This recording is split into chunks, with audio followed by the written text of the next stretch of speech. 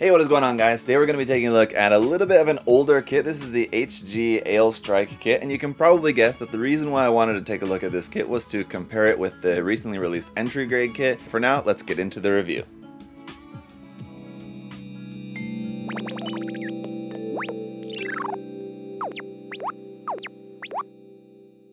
So taking a look at the box here to start us off, you got some very great iconic imagery of the Aile Strike Gundam there doing the Aile Strike pose with the beam rifle in hand. You got the big earth there in the background. It does look very nice. I think this painting illustration work of the Gundam does look really good here for the front of the box. If you take a look in the corner, you can see a reminder that this kit is from 2014, so it is older, but it's not that old. On the side of the box, you can see this is number 171 in the HG line. On the bottom of the box, there's how the kit is going to look when it's all built and painted, front and back. Got some information here about the Gundam in Japanese. This, of course, came out before they started putting English on the box, but there it is facing off with the Aegis. And on the other side of the box, we have a look at some more about the articulation and weapons and accessories, everything that you get included with this. So it all looks very nice. There's your weapons. And there's an image of an unpainted version right there for you, so you can see exactly how it's going to look straight out of the box. It looks nice. So let's go ahead and get it open. As you guys can see, though, it's not a very big box, even though it does include the Aile pack in there. It's not going to be super parts heavy, as I can tell. The box is not that big. But we've got our smaller size instruction manual here for this. Very typical HG style, just a nice big photograph of the painted kit there for your reference. Some information over here on the side. On the back, some different action poses, photographs of the kit for reference, some more information, once again there all in Japanese. Color guide down here at the bottom is all in Japanese. A bunch more information in here on the inside page, just about the weapons and more information about the Gundam, the Aile pack and all that. The last page of the construction is in color, but everything on the inside is going to be in black and white. There's your parts list right there. Not a ton of parts, but we'll see how it all comes together. Let's take a look at the runners. Starting off with our foil sticker sheet, which is pretty large, but it's actually quite minimal considering it's just head cameras, eyes, one little sticker there, which I think is for the shield, and then it's basically just these big red long stickers for the wings, which is unfortunate, but the actual number of stickers is quite few, which is nice. We got runner SB13 for our clear pink beam saber effect parts. The very familiar PC002 for our polycaps in gray.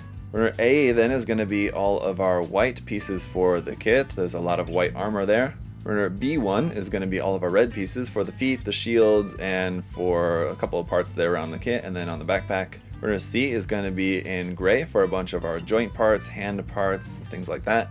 Then we skip to runner G for a few parts here in blue, mostly for the torso.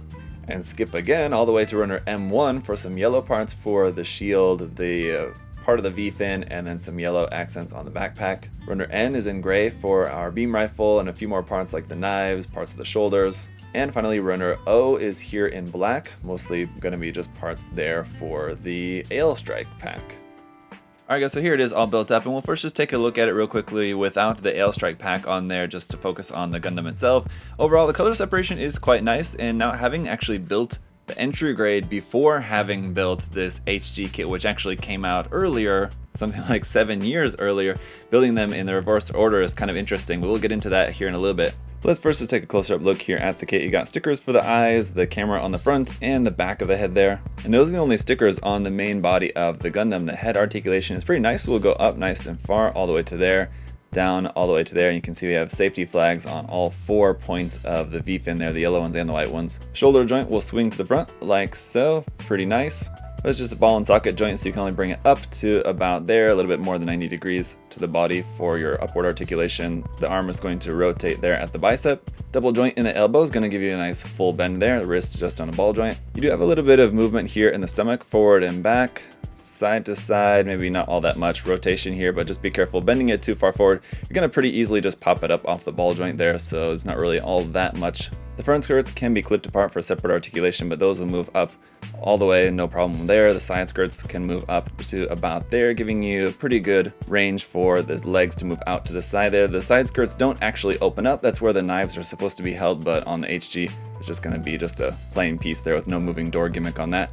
The back skirt does not move, that's just fixed in place. You can see right here for the backpack is just going to be a single peg. We'll get to that here in just a second. The hip joint will rock back and forth and also twist in theory, though it's kind of tight to actually do it. The legs here rotate at the top. Because the side skirts come up so far, you have no trouble getting the leg up all the way to there. Nice bend here at the knees, double joint, but no separation of the knee armor there. The ankle armor moves pretty freely. The feet can point very far down all the way to there. That's nice. Up all the way to there.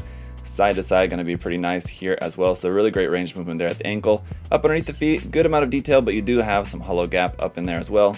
For your knives, you don't have folded up versions of those, they're just the extended versions, but you have two of those that you can hold in the hands. You've got your standard beam rifle. The front handle does move side to side, but that's pretty basic. You will have a seam line there on that, no stickers or anything for the camera, so you'd have to paint that in if you wanted to. You do have a sticker here for the shield. That white bar going across the top is just part of this red piece, so you have to stick that white sticker on there to get that to be color accurate. Otherwise, the shield does look pretty nice.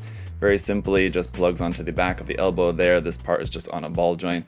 The secondary handle on the shield is just molded in, but once that's painted in, I mean, you could make it look pretty convincing. It's just not going to be an actual functional piece there. And then we have the Aile strike packs. So the beam saber handles are stored up there. You have your beam saber effect parts for those. Those can move around, and basically it's just going to plug straight onto the backpack.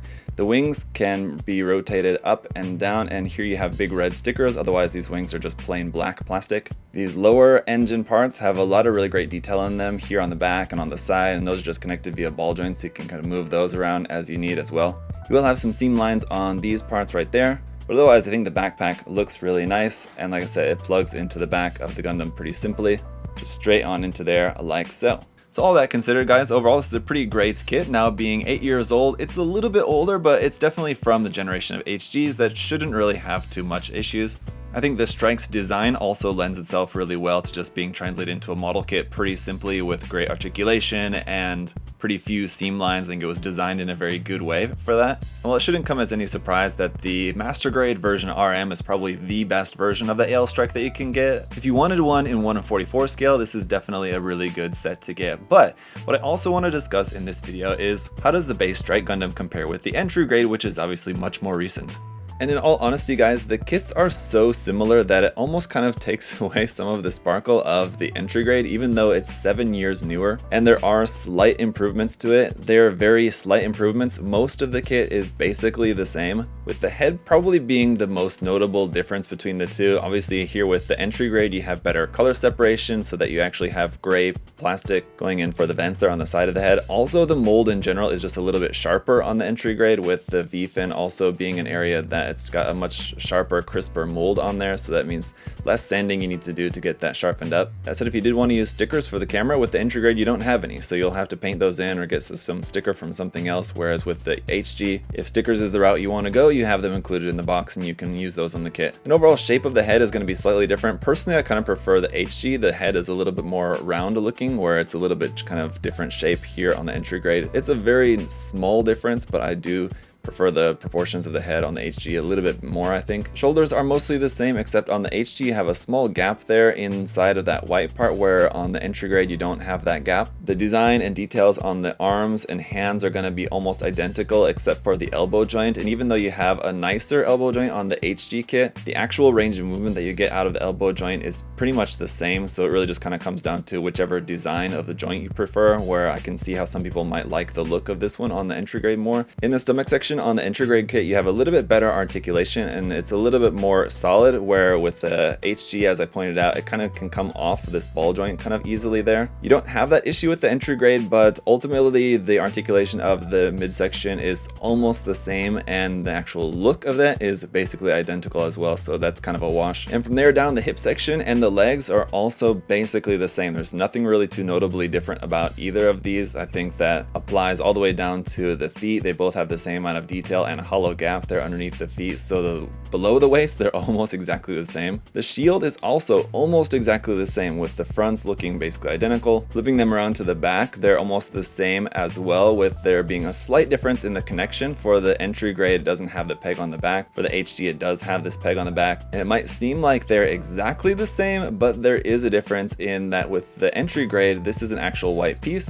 With the HG, you have to use a white sticker for this, so the part separation, the color separation is slightly better here on the entry grade kit. And then lastly, the beam rifles are also almost identical, just in terms of their design and details, except with the HG kit, the front handle actually moves side to side and you have this full bar down around the handle. Whereas on the entry grade kit, this handle does not move and this bar doesn't actually connect because this just drops down into the hand. So that does make it a little bit easier to put into the hand, but it might not seem as complete to some people as it is technically supposed to be connected down there at the bottom. Last thing then, and of course a very cool feature, is the fact that with the entry grade here, it has the same backpack connector. So you can take the Aile Strike pack from the HG kit and put it on the entry grade kit if that's the combination that you wanted to do.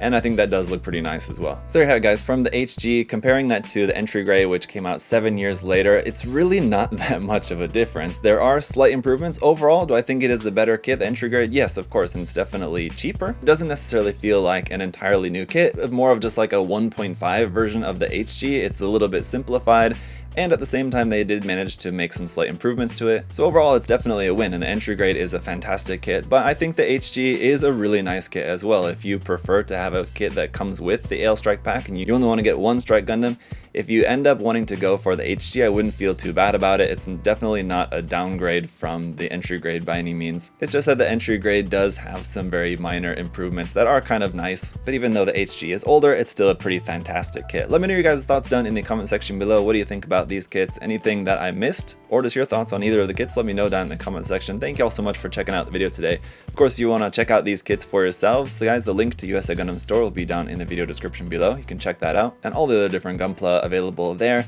But as always, guys, hope you'll like and subscribe. That would also be greatly appreciated. But until next time, I'll see y'all later. Have a great day. Bye, guys.